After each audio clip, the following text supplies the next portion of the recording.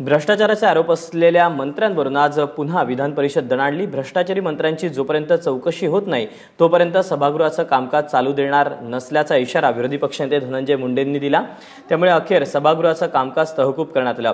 गिरीश बापटांचा डाळ घोटाळा, पंकजांचा चिक्की आणि पूरक पोषण आहार घोटाळा तसंच मंत्रिमंडळात नव्या समाविष्ट झालेल्या मंत्र्यांवरचे आरोप याची चौकशी व्हावी अशी मागणी विरोधकांची आहे। मात्र मुख्यमंत्र्यांनी सर्व मंत्र्यांना क्लीन चिट दिल्यानं विरोधक आक्रमक झालेत। कुठली तरी चौकशी लावा सभापती महोदय। कुठली चौकशी जर लागणार नसेल तर सभापती महोदय या सदनामध्ये आम्ही उभा राहून ज्या पद्धतीने बोलतोय विरोधक म्हणून काही विचार होणार नाही सभापती महोदय।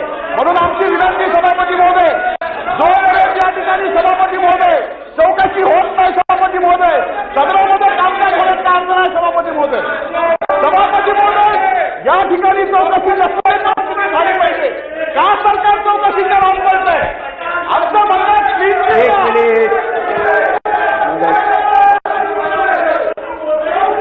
हे बघा, आज सगळ्यात महत्त्वाच्या आपल्याला पुरवणी मागण्या करायच्या आहेत।